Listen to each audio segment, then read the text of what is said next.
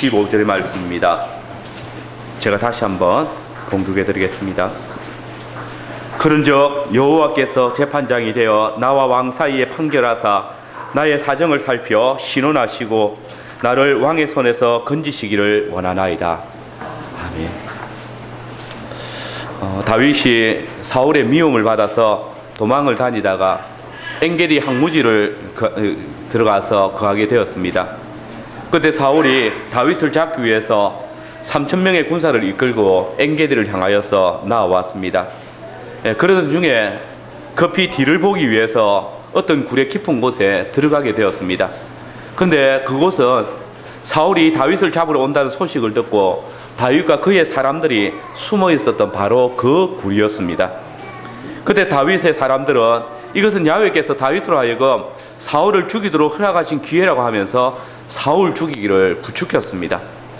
그럴 때 다윗은 단지 사울의 옷자락 끝만을 자르고 야훼의 기름 부음 받은 자를 죽이는 것은 야훼께서 금하신 일이라고 고백하였습니다. 그리고 사울이 굴 밖으로 나가서 멀리 떨어져 있을 때쯤에 사울을 불러 외치면서 야훼께서 왕을 내 손에 붙이셨지만은 나는 야훼께서 기름 부음 받은 왕을 죽이지 아니하고 단지 겉옷 자랑만 배웠습니다. 오직 나는 나의 보복을 야훼께 의탁하고 내 손으로는 왕을 해치지 않겠습니다. 그러므로 야훼께서 왕과 나 사이에 재판장이 되어서 나를 진언해 주시기를 원합니다 라고 선언하였습니다.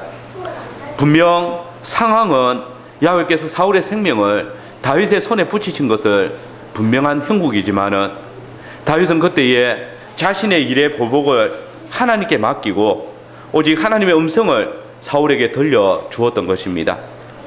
도대체 어떻게 다윗은 자신의 생명을 노리는 사울의 생명을 살려주고 또 이렇게 너그럽게 대할 수 있는 것입니까? 저는 오늘 이 본문의 말씀에 다윗이 왜 자신을 죽이려는 사울을 죽일 수 있는 그 기회를 맞이했을 때 사울을 죽이지 않냐고 살려두었는지 그 이유를 살피면서 다윗은 기름 부음 받은 자에 대한 판결권을 의의 재판관이신 야훼 하나님께 맡겼다라는 주제로 말씀을 전하겠습니다. 우리는 먼저 판결권을 가지고 있지만은 판결을 행사하지 않은 다윗을 보아야 합니다. 다윗이 사울을 피하여서 숨어있던 엔게디는 사해 서쪽에 위치한 바위동 언덕입니다. 사람이 들어가 살기에는 적합하지 않은 곳이란 말입니다. 그래서 오늘 읽지 않았지만은 2절과 3절의 말씀을 보면 이 지역을 덜염소의 바위 또는 길가 양의 울이라고 표현하는 것을 볼 수 있습니다. 그만큼 거친 땅이라는 것입니다. 이 길가 양의 울이라는 말은 워낙 굴이 많아서 그 굴을 그냥 입구만 봉해도 양의 우리로 사용할 수 있다는 그런 뜻인데 다윗 일행은 그 중에 한 굴에 숨어 들어가 있었습니다. 그런데 사울이 다윗 일행이 숨어 있는 그 굴 한 곳에 들어왔습니다. 뒤를 보기 위해서 들어왔다라고 이야기하는데 이 뒤는 용변을 보기 위해서 들어왔다는 말입니다. 그때 다윗의 사람들이 이것은 야훼께서 다윗으로 하여금 사울을 죽이도록 허락하신 좋은 기회라고 사울을 죽이라고 부추겼습니다. 4절 말씀에 보니까 다윗의 사람들이 가로되 보소서 여호와께서 당신에게 이르시기를 내가 원수를 내 손에 붙이리니 내 속에 선한 대로 그에게 행하리라 하셨더니 이것이 그날이니이다 라고 말합니다. 그들은 분명히 하나님의 말씀을 인용해서 지금은 사울을 죽이기 위해서 당신에게 하나님께서 기회를 주신 날입니다 라고 말한 것입니다. 그리고 10절 말씀에 보시면 다윗 역시도 이 날이 왕을 죽이는 날이라고 생각하고 있었음을 볼 수 있습니다. 혹이 나를 권하여 왕을 죽이라 하였으니 내가 왕을 아껴 말하기를 나는 내 손을 들어 내 주를 해치지 아니하리니 그는 여호와의 기름 부음 받은 자의 템이니이다 라고 그렇게 말하고 있습니다. 그렇습니다.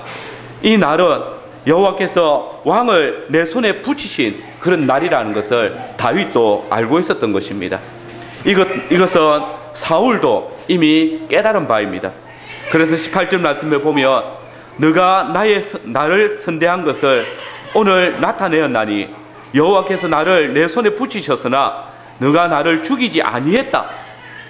사울조차도 오늘 이 일은 야훼께서 나의 생명을 다윗의 손에 붙이신 것이다 라고 그렇게 인정하고 있는 것입니다. 그러나 여러분, 그때 다윗은 사울이 자신이 숨은 굴에 용변을 보기 위해서 앉아 있을 때에 그를 죽이거나 또 잡아서 불모를 잡아서 삼아 자신의 생명을 보존할 길을 찾지 아니했습니다. 단지 사울의 겉옷 자락만 베었고 이 일로 인해서 자신의 마음이 찔렸습니다. 도대체 사울을 죽일 수도 있었던 다윗이 단지 사울의 옷것만 조금 자른 것으로 인해서 마음이 찔린다면 다윗이 너무 심약한 것이 아닙니까? 왕위를 이을 자로서 너무 마음이 약한 것은 아닙니까? 실상 이미 다윗은 사무엘에게 기름 부음 받은 왕이었습니다. 하나님께서는 이미 사울을 패하셨습니다. 왕으로 기름 부음 받은 자신을 몇 번씩이나 죽이려 한 사울에게 창을 대받아 던질 수 있었고 또 그의 생명을 취한다고 해서 누군들 감히 사울을 죽인 다윗을 욕할 수 있겠습니까? 사울이 그렇게 쩔쩔매던 골리앗을 한 번에 쓰러뜨린 다윗입니다. 이 다윗이 사울과 맞짱을 뜬다고 해서 지겠습니까? 사울이 죽인 자는 천천히요, 다윗이 죽인 자는 만만이라고 칭송하는 백성들 앞에서 사울이 죽고 다윗이 왕이 된다면 이스라엘 백성들이 오히려 환영을 하지 않겠습니까? 그러나 여러분, 다윗은 하나님께서 자신에게 주신 권, 곧 사울의 생명을 취할 수 있는 그 권을 사용하지 않았습니다. 이를 통하여서 다윗은 자신을 죽이려는 사울에 대하여서 어떤 악의도 가지고 있지 않음을 보여주었습니다. 그리고 도리어 다윗은 사울의 겉옷 자락을 벤 것을 인해서 양심의 찔림을 받았습니다. 여러분, 왜 그렇습니까? 그것은 바로 사울의 겉옷이 사울의 직분을 나타내고 있기 때문입니다. 잘 아시는 대로 사람의 겉옷은 그 사람의 직분이나 직무를 나타낼 때에 나타납니다. 군인이 군복을 입는 것이나 또 재판관이 재판복을 입는 것이나 이런 모든 것들은 그 직분을 나타내는 겉옷을 통해서 드러납니다. 아버지가 아들에게 옷을 벗어준다고 할 때에 그것은 이제 자신의 기업이나 직무를 물려준다는 의미가 있습니다. 민수기 20장을 보면 모세는 아론의 겉옷을 벗겨서 아론의 아들 엘리야살에게 입혔습니다. 이것은 아론의 대제사장 직분이 이제 엘리야살에게 위임되었음을 말하는 것입니다. 사무엘상 18장을 보면 요나단이 자신의 겉옷을 벗어서 다윗에게 입혀주는 모습이 나타납니다. 이것을 통해서 요나단이 혈통상 자신이 사울의 왕위를 물려받는 것이 맞지만은 다윗이 이스라엘의 왕권을 물려받는다는, 하나님께서 다윗을 이스라엘의 왕으로 세우셨음을 인정하면서 자신의 겉옷을 물려주는 것입니다. 엘리야가 성천을 할 때에 그의 겉옷을 벗어서 엘리사에게 던져준 것은 그의 선지자 직분이 이제 엘리사에게 계승되어졌음을 나타내는 표였습니다. 근데 여러분 보십시오. 지금 다윗은 이 사울의 겉옷, 그 사울이 아직 야훼의 기름 부음 받은 자로서 이스라엘의 왕으로 있을 때에 그 신분의 표지인 겉옷을 베었습니다.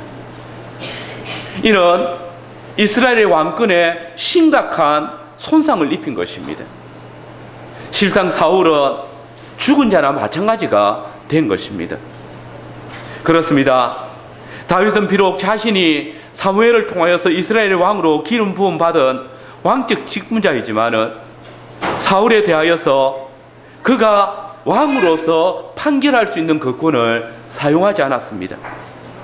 비록 패역하여서 하나님의 버림을 당하였지만은 여전히 사울이 육신으로 이스라엘의 기름 부음 받은 자로서 그 직분을 드러내는 겉옷을 입고 있었기 때문에 다윗은 여전히 그를 이스라엘의 왕으로 공경을 하고 있는 것입니다. 단지 그의 직분을 드러내는 하나님의 기름 부음 받은 자라는 그 표지인 겉옷을 뱀으로써 자신이 그 판결권을 가지고 있었음을 보여주고 있는 것입니다. 그리고 이스라엘의 왕으로서 사울의 겉옷을 뱀 것을 인해서 그가 하나님의 기름 부음 받아 세운 왕을 해한 것을 인해서 죄의식을 느끼고 양심의 찔림을 받는 것입니다. 다윗의 어떤 모습으로든 사울의 옷자락을 뱀 것은 하나님께서 세우신 직분에 대항한 것이라고 그는 여겼던 것입니다. 성도 여러분, 보십시오. 비록 사울은 자신을 적으로 여기고 죽이기 위해서 추격을 하고 있지만은 다윗은 사울을 적으로 여기지 않습니다. 그래서 9절 이하의 말씀에 보면 다윗은 사울에게 내가 왕을 해하려 한다는 사람들의 말은 거짓이다라고 분명히 밝힙니다. 나는 왕을 야훼의 기름 부음 받은 왕이요 나의 아버지와 같다라고 그렇게 고백하고 있습니다. 사울은 적이 아니라 자신의 주인이며 자기에 대해서 권위를 가지고 있는 직분자라는 것입니다. 여기서 이 기름 부음을 받았다는 말이 히브리 말로 무엇입니까? 우리가 너무나 잘 알고 있지 않습니까? 메시아. 곧 지금 다윗의 이 말은 당신은 하나님께서 나의 메시아로 이스라엘의 구원자로 세우신 자라고 부르고 있는 것입니다. 이스라엘의 메시아를 해하는 것은 이스라엘의 구원의 길을 가로막는 죄악인 것입니다. 비록 그가 불의한 왕일지라도 그는 하나님께서 세우신 기름 부음 받은 자이기에 그에게 어떤 해도 입힐 수 없다는 것을 그는 고백하는 것입니다. 이것이 다윗이 하나님의 세우신 직분자에 대한 태도입니다. 사실 자신을 핍박하고 죽이려는 자를 해할 수 있는 위치에서 그를 살려주고 또 죽일 수 있는 기회가 왔을 때에 그에게 생명을 허락하면서 당신은 나의 주시요 나의 아버지라 부르는 것은 그리 쉬운 일이 아닙니다. 가장 가까운 사이라도 자신을 죽이려 하는 그 순간에 그 관계는 끝이 나고 마는 것이 일상적인 것이 아닙니까? 그러나 다윗은 그렇게 생각하지 않았습니다. 비록 자신을 죽이려는 사울이지만은 그는 엄연히 하나님께서 기름 부어 세우신 이스라엘의 왕이었고 그의 친구 요나단의 아버지인 것입니다. 더욱 10절에 보시면 다른 사람들이 사울을 해할 기회를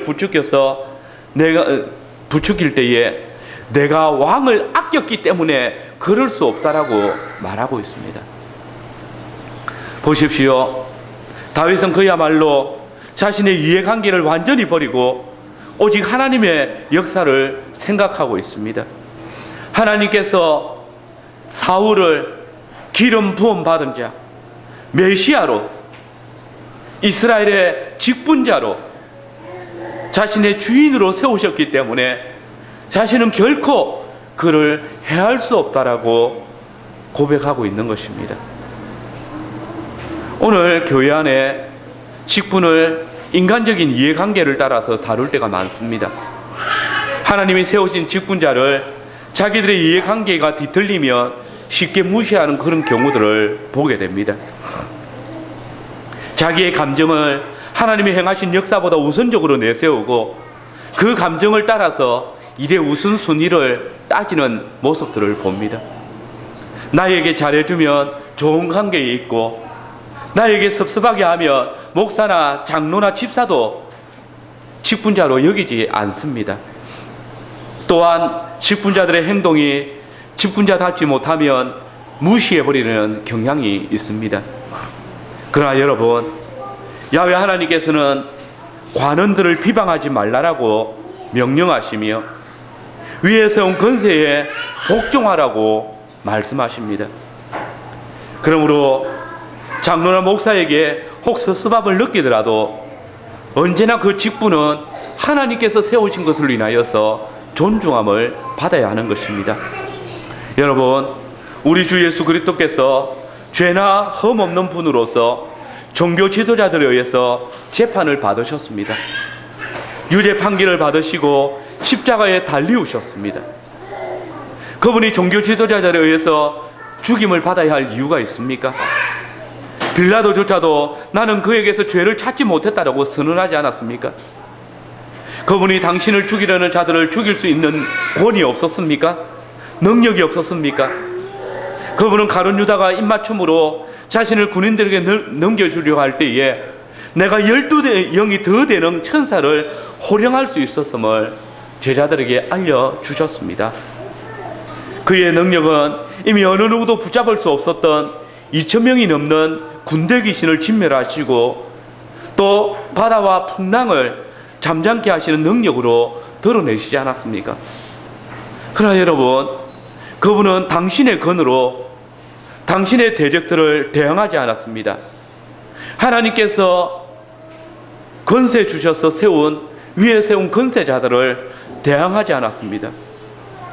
도리어 예수 그리스도께서는 빌라도와 헤롯 그리고 대제사장 가야바가 유대인들의 충동질을 통하여서 당신의 죽음에 내어줄 때에 그들의 건세가 하나님께서 주신 건세인 줄을 아는 고로 그들 앞에서 침묵하며 대항치 아니했습니다. 사도 바울 역시 예루살렘에서 체포되었을 때에 산헤드린 공회에서 정언을 할 때 대제사장이 바울의 입을 치라고 명령하자 바울이 회칠한 담이여 하나님이 너를 치시리로다 대응했습니다.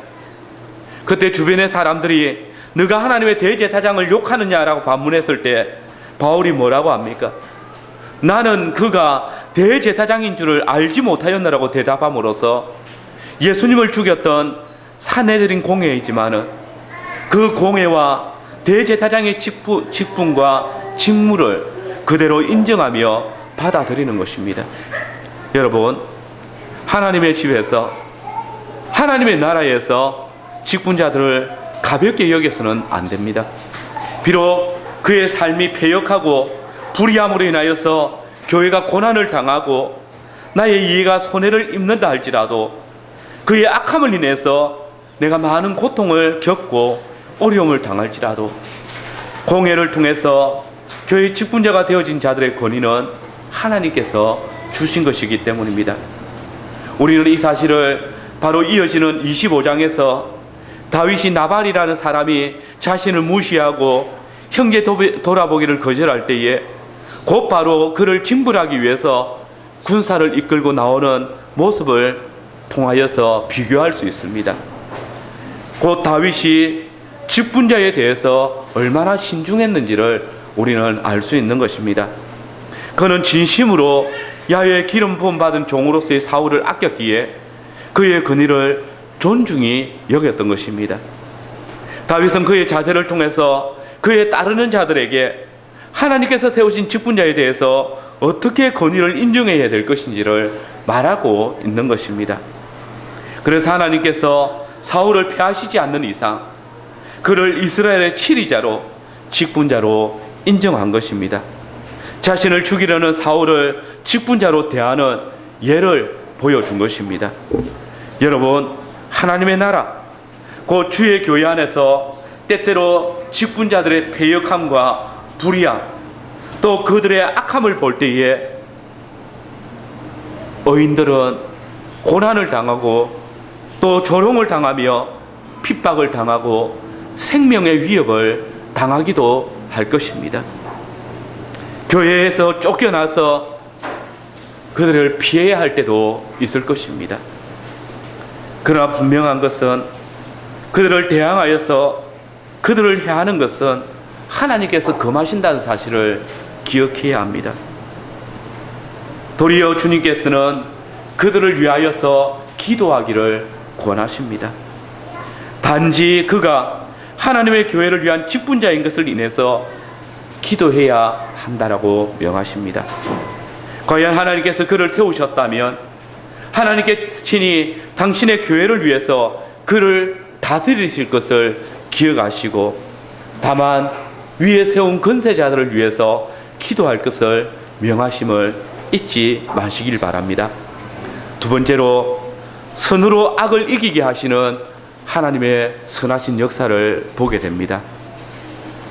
여러분, 그러면 성도는 직분자들의 어떤 잘못에도 침묵하며 참는 것이 올바른 것입니까? 그러나 그렇지 않습니다. 다윗은 자신의 손으로 해를 끼칠 마음이 없음을 사울에게 분명히 보여주어야 했습니다. 사울은 이미 다윗을 몇 번이나 죽이려고 시도했습니다. 창을 2번이나 던졌고 미갈과 결혼하게 하여서 미갈의 집에서 잠자는 다윗을 죽이기 위해서 자객을 보내기도 했습니다. 심란한 전쟁에 참여하게 해서 다윗의 생명을 해하려고도 했습니다. 또한 이제 자신을 피해서 교회에서 쫓겨난 다윗을 쫓으며 그의 생명을 찾으려고 하고 있습니다. 그러나 보십시오. 다윗은 그 순간마다 사울의 생명을 해하려고 하지 아니하고 도리어 그를 위하여서 기도하며 또한 위에 세운 건세자로서 돌아보고 있습니다.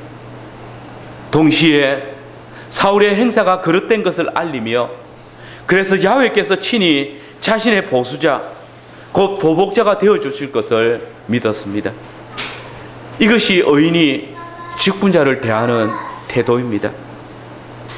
그는 야훼께서 나와 왕 사이를 판단하사 나를 위하여 왕에게 보복하시려니와 내 손으로는 왕을 해하려 하지 아니하리다 라고 말합니다. 곧 사울의 왕직은 인정하지만은 사울의 범죄에 대해서는 침묵하지 아니하는 것입니다. 다만 하나님께서 자신을 해치려고 죽이려는 사울의 악행에 대해서 어떤 합법적인 판단도 주신 일이 없기 때문에 사울을 판결할 끈을 주시지 않았기 때문에 이 보복을, 이 판단을 야훼 하나님께 맡기겠다라고 고백하고 있는 것입니다. 이 하나님의 판단과 보복은 악한 자들의 불법한 행위에 의해서 고통당하는 자기 백성들에 대한 의로우신 하나님의 통치입니다. 하나님의 보복은 오직 자기 백성의 구원을 목표로 합니다. 다윗은 이 사실을 너무나도 잘 알고 있었습니다. 그래서 사울의 악행과 자기의 고난당함에 대한 판단과 보복을 하나님의 공의로운 판단에 맡기겠다라고 선언하는 것입니다. 하나님께서 당신의 의와 공도의 나라를 세우시기 위해서 이스라엘 백성들을 출애굽하게 하시고 가나안 땅을 정복하게 하시며 이렇게 왕국이 되게 하셨다면 이 의와 공도의 나라가 이루어지기 위해서는 지금 이 불의하고 패역한 사울 왕의 행위도 주께서 반드시 당신의 의와 공도를 따라서 판단하실 것을 다윗은 믿었던 것입니다. 보십시오. 이것이 하나님의 나라가 세워져 가는 원리입니다. 의와 공도가 나라를 다스리도록 믿고 인내하는 신앙이 우리에게 필요한 것입니다. 그렇습니다. 우리는 이 다윗의 행위를 통하여서 위급한 상황 가운데에서도 또 생명의 위협을 당하는 그 고난 가운데에서도 오직 하나님의 공의를 기다리며 하나님의 보복을 기대하는 다윗의 행위를 통하여서 이제 하나님께서 이 다윗의 중심을 통하여서 이루어 가시는 의와 공도의 나라를 기대할 수 있게 되는 것입니다. 하나님의 구원은 이렇게 하나님의 나라가 의와 공도를 따라서 세워져 갈 때에 이루어져 가는 것입니다. 그런데 여기서 주의해야 할 일이 있습니다. 하나님의 나라가 의와 공도의 나라가 되어져 가는 일에 민주주의라는 원리를 도입해서는 안 된다는 것입니다. 사울이 엔게디의 굴 속에 뒤를 보러 들어왔을 때에 다윗의 사람들 대부분은 이것이 사울 왕을 죽이는 절호의 기회라고 다윗의 뜻이므로 하나님의 뜻이라고 주장하는 소리를 듣습니다. 그러나 여러분, 하나님의 뜻이 다수에 의해서 주장되어지지는 않습니다. 군중 심리에 자신의 악의를 숨겨서 자기의 뜻을 이루려는 패역한 생각이 교회 안에서 사라져야 합니다. 사람들을 선동하여서 수의 우위를 근거로 자신의 뜻을 펼치고 그것이 주의 뜻이라고 말하는 것은 교회의 원리가 아닙니다.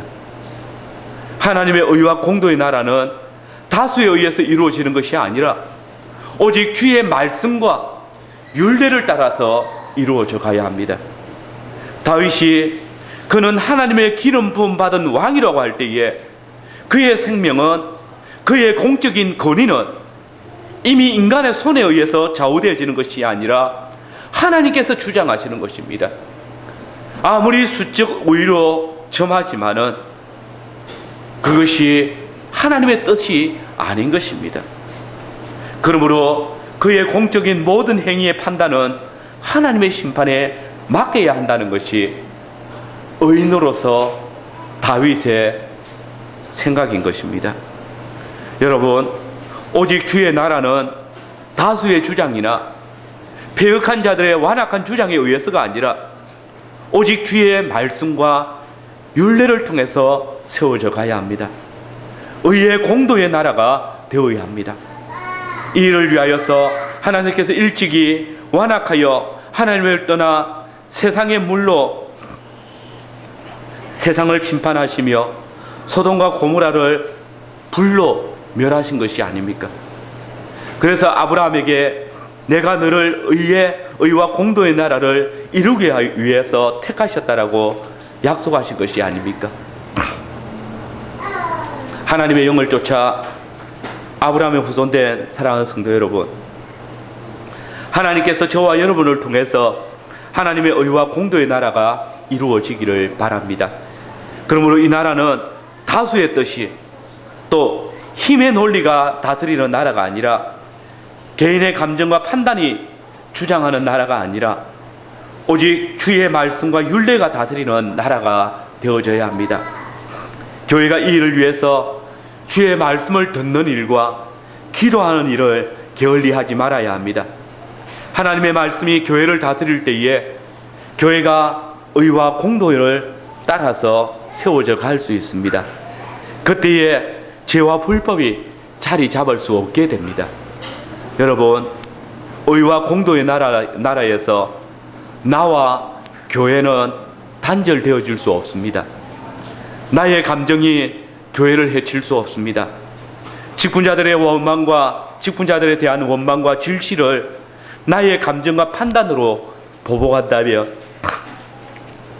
그것은 곧 교회를 해치는 일입니다.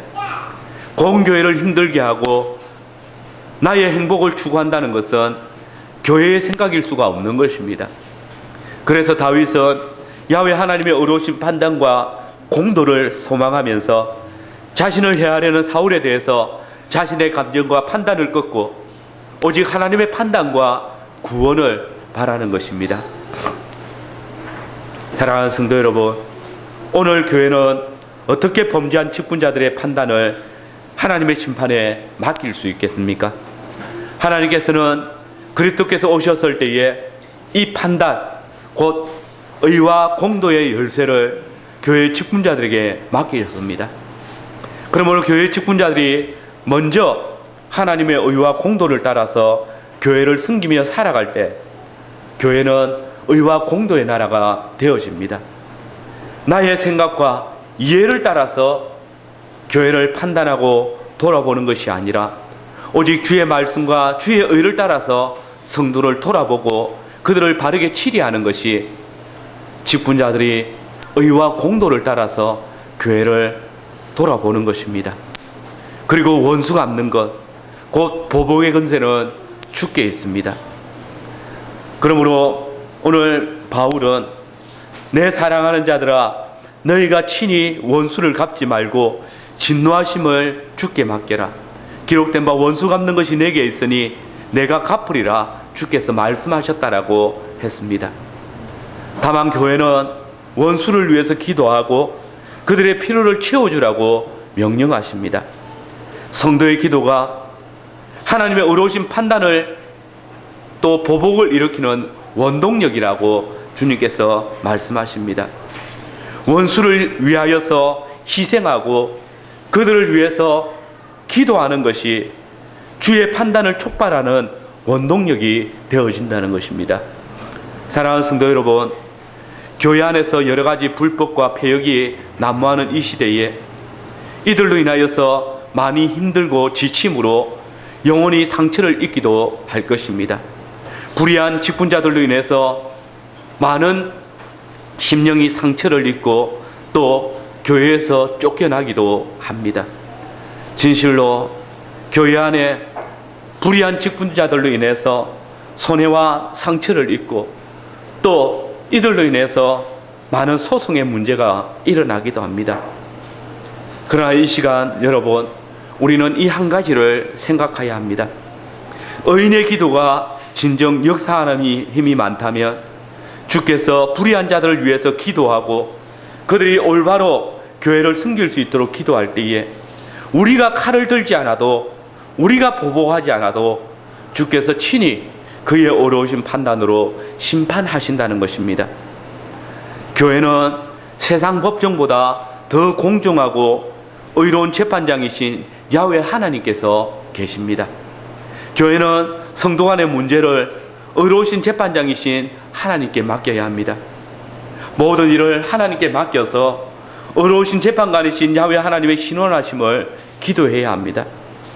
우리가 우리의 이해관계에 걸린 문제를 야훼 하나님께 맡기지 아니하고 자신의 감정과 계획을 따라 해결하려 하기 때문에 하나님의 역사가 개입할 여지가 줄어들게 되고, 그래서 그 일의 해결이 늦어진다는 사실을 기억해야 합니다. 성도 여러분, 바울은 성령 하나님의 감동하심을 입어서 다윗의 일을 생각하면서 이렇게 외칩니다.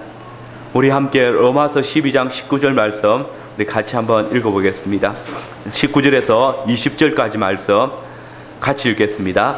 내 사랑하는 자들아, 너희가 지금으로 결단하지 말고 하나님의 진노하심에 맡기라 기록되었으되 원수가 하는 것이 내게 있으니 내게 갚으리라고 주께서 말씀하시니라. 내 원수가 주의 근육이고 목마르다 하시랴. 그리하면 내가 술을 절거리라. 아멘.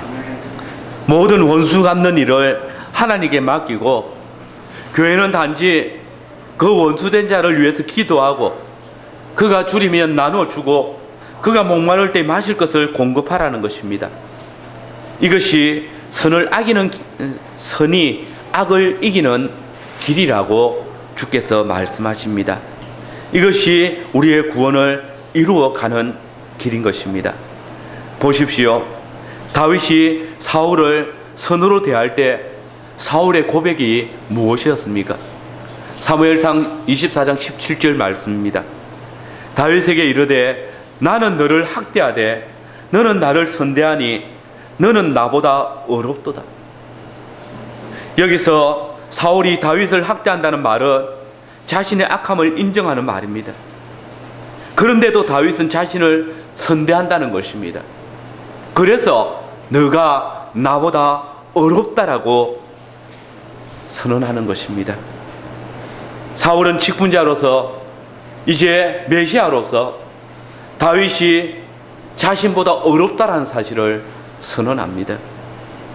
여기서 우리는 다윗이 사울을 향하여 선포한 메시지의 능력을 보게 됩니다. 곧 야훼 하나님께서 다윗을 통하여서 하나님의 뜻, 곧 기름 부음 받은 왕으로서 사울의 행위를 꾸짖게 하실 때에 그 말씀이 지금 이렇게 사울로 하여금 다윗의 선함이 자신의 악함을 이겼다라고 고백하도록 이끄신 것입니다. 이것은 놀라운 일입니다.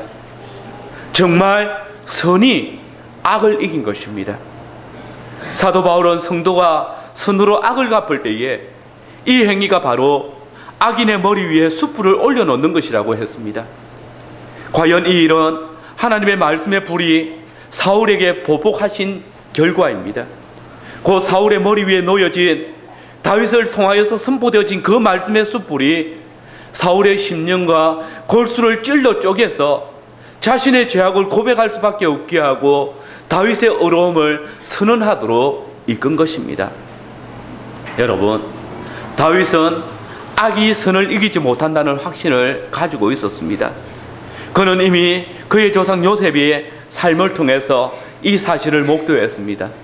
사도행전 창세기 50장을 보시면 야곱이 죽고 나자 요셉의 형제들이 자신의 악에 대해서 요셉의 보복을 두려워하면서 사람을 보내어서 아비의 유언을 조롱하며 자신들을 살려줄 것을 요셉에게 탄원할 때에 요셉이 뭐라고 합니까? 당신들은 나를 해하려 하였으나 하나님은 그것을 선으로 바꾸사 오늘과 같이 만민의 생명을 구원하게 하시려 하셨나니 라고 말합니다. 당신들은 악을 행하였지만은 하나님께서는 그 악을 선으로 이기셨다라고 선언하는 것입니다. 이것이 바로 다윗의 하나님에 대한 언약의 이해입니다. 선으로 악을 이기시는 하나님이시기에 사울의 악을 대하여서 선으로 대할 수 있는 것입니다. 그렇지 않았다면 사울은 한 칼에 다윗의 보복을 받고 말았을 것입니다. 그러나 그는 야훼께서 사울을 이스라엘 왕으로 삼으신 역사 앞에서 그 모든 판단과 보응을 주님께 맡겼기에 더 이상 사울에게 복수심이 없는 것입니다. 이것은 물론 자기 스스로 행한 것이 아닙니다. 성령 하나님의 사역입니다. 성령 하나님께서 하나님의 말씀의 도우심을 통하여서 다윗의 양심이 찔리게 했던 것입니다. 사울을 죽일 수밖에 없습니다. 하나님의 다스림을 받지 않는 양심이 어찌 그 양심의 악한 양심으로 원수를 죽이지 않을 수 있겠습니까마는, 그러나 하나님께서 다윗의 양심을, 의인의 양심을 다스리심으로써 그를 선으로 악을 이기게 한 것입니다. 여러분, 과연 하나님의 구원 역사를 악인이 무너뜨릴 수 없습니다. 악인들은 악을 꾀하며 선을 깨뜨리고 의인을 넘어뜨리고자 하지만은 하나님께서는 이미 창세전부터 악이 선을 이길 수 없다는 사실을 정하셨습니다. 죄인이 의인의 해중에 들지 못한다는 것이 하나님의 뜻입니다. 왜냐하면 모든 악은 하나님에게서 떠나 있기 때문에 하나님의 나라 안에 결코 자리할 수 없고, 모든 선과 의는 만군의 하나님 야훼께서 다스리시기에 악을 이기게 하시는 것입니다. 악이 선을 이기지 못한다. 아니, 선으로 악을 이긴다는 이 진리는 오늘 교회 안에도 강력하게 요청되어집니다. 이 진리는 사울의 입에서 나오는 것처럼 말로 그쳐서는 안 됩니다. 정말 다윗의 행동을 통해서 나오는 것처럼 실천되어져야 합니다. 오늘 교회가 진정 주의 진리를 믿고 확신하는 마음으로 이 세대를 살아가야 합니다. 결코 악이 선을 이길 수 없다는 진리가 우리 모든 성원들의 삶을 통해서 널리 선포되어져야 합니다. 조그마한 손해에 쉽게 발끈하고 자신의 감정이나 체면에 조금만 손상이 입혀져도 상대를 원수처럼 대하는, 또한 직분자들에 대해서 자신의 이익이 되어지지 못하면 또 자신에게 손해를 끼치는 행동을 취하며 원수처럼 대하는 그런 연약함을 넘어서 하나님의 역사는 항상 선이 악을 이긴다는 그 놀라운 역사를 우리의 삶을 통해서 고백해야 합니다. 이것이 우리가 악을 선으로 갚으신 초유의 사건인 그리스도의 십자가의 구속에 참여하는 성도의 삶입니다. 이것이 바로 하나님을 닮아가는 것이고, 이것이 바로 악을 선으로 갚으시기 위해서 십자가에 달려 죽으신 예수 그리스도의 모습을 닮아가는 것입니다. 선으로 악을 이기게 하시는 하나님, 때때로 우리를 분노케 하는 일을 당하기도 할 것입니다. 교회 안에서조차 강포와 폐역을 일삼고 중상모략과 악행으로 형제를 괴롭게 하며 이간질과 참소로 언약의 교제를 깨뜨리는 그런 현실입니다. 그러나 이 모든 일을 우리의 죄악 많은 감정이나 욕심으로, 연약한 육신의 생각으로 대하지 마시고 이 모든 일을 주님 앞에 다시 생각하십시오. 그리고 그들에게 친절을 베풀고 도움을 줌으로써 우리의 마음에 악의가 없음을 드러내어야 할 것입니다. 사랑하는 성도 여러분, 여러분의 모든 생활이 하나님의 말씀과 교회의 질서를 존중하고 순종하며 모든 일에 주의 선하신 뜻을 따라 판단하고 행하시기를 바라고, 더욱 교회 안에서는 선이 항상 악을 이긴다는 진리를 몸소 본을 보이심으로써 주의 삶이 또 주의 교회가 항상 선한 역사로 가득하기를 바랍니다. 아멘.